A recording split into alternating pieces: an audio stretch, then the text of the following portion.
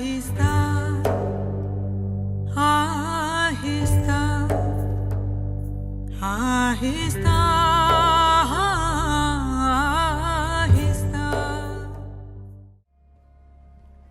See, the way the question is asked and also the way normally it's addressed is, people think there is something called as negative thought and positive thought. They want to remove the negative thoughts and have only positive thoughts. For such people, I would ask them to just experiment for 10-15 seconds. Let them forcefully remove one thought from their mind. For example, next 10 seconds, just don't think of a monkey. Try not to think of a monkey for next 10 seconds. You will see you will be full of monkeys. So what I'm saying is, this is the nature of your mind, because in this mind, all the three pedals are throttle. There is no brake, there is no clutch. Whatever you touch, it will only go faster. In this kind of mind, people have been taught from moral teachers and religious teachers, do not think about bad things. Well, since then it's been a full-time job. So there is no way you can handle the mind like this. This doesn't need any great enlightenment. If you spend 2 minutes with your eyes closed, you will realize you cannot do anything forcefully with this mind. So, I want to remove negative thoughts. Do not ever go in this direction, because what you want to remove will become your quality. Always you will be on it. So what should I do?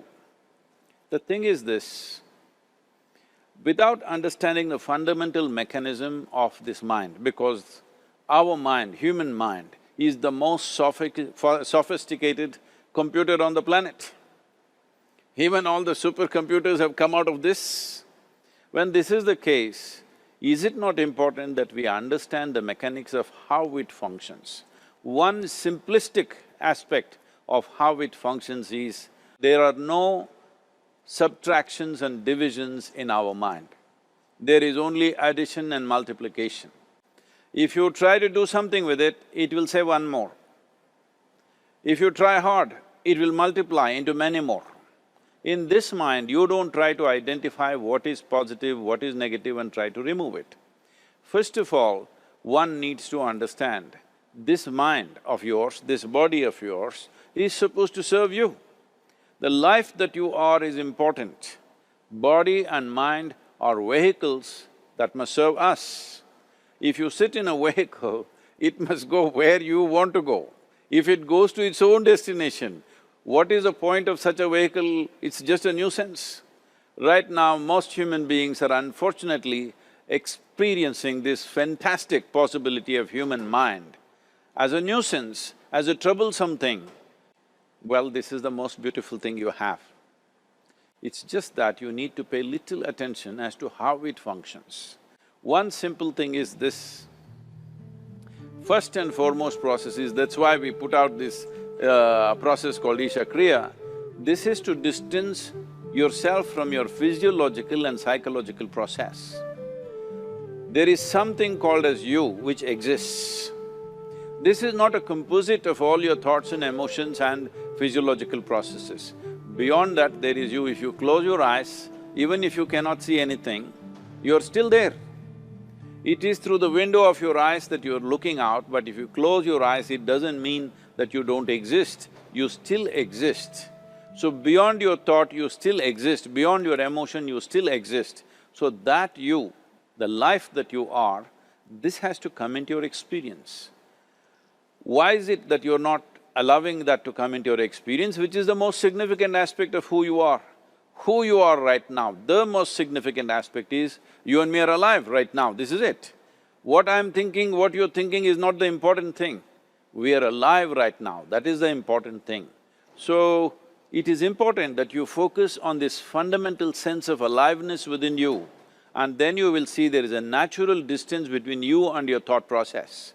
Once there is a distance between your psychological process and your physiological process, this is the end of suffering. Because there are only two kinds of suffering that human beings go through, physical suffering and mental suffering. Once you create a little space between you and your mind, between you and your body, this is the end of suffering. This is something every human being has to experience and know, otherwise thinking I will just remove negative thoughts and I will have positive thoughts, all the best, it's not going to work 100%, it's not going to work because nobody can remove it, they can avoid it for some time. So when negative thoughts come, you say Ram Ram, Shiva Shiva, whatever you want, but this is just avoiding, it's not gone. The moment you stop that, it will pop back with great force, otherwise it'll come back in your dreams. So it's very important, first of all you need to understand your anger, your resentment, your fear, your anxieties, the negativity that you generate. Generally resentment, anger, it is always directed towards somebody. But we need to understand this is poisons that we are drinking and expecting somebody else to die. Fortunately, life doesn't work like that. If I drink poison, I die. If I drink poison, you don't die. So, we need to understand this. When I say poison, today you can have yourself chemically analyzed. Right now, what is your blood work, what it says? 5 minutes of intense anger, check your blood work and see, there will be lots of negative elements in it, literally you're poisoning yourself. So, do you want to poison yourself? Definitely not. Now the very question is coming from certain helplessness, what shall I do? Don't do anything, just sit back and just concern yourself with something which is a life process. Maybe your heartbeat, maybe your breath, maybe just a sensation of being alive. Depending upon how sensitive or how perceptive you are, accordingly, find something. It could be a sensation in the body, it could be breath, it could be heartbeat, it could be anything, something which indicates life to you. Just pay attention to that for some time. Slowly you will see there is a distinction between what is you and what you have gathered, which includes both your physiological and psychological possibility or mess, whatever you made out of it. You take away negative thoughts. Don't identify any thought as negative because it's just a thought.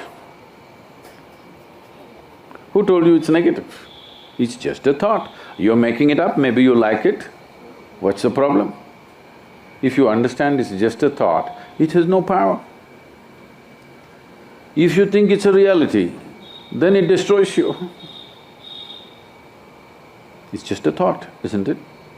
Is it true that you made up the thought? No? You're having doubts about it because you are not thinking, you have a mental diarrhea happening. Yes, it's simply happening. The word thinking means you are exercising your thought process consciously, isn't it? Yes? Thinking means you are doing something consciously. Right now this is in a state of mental diarrhea, it's just pouring all the time.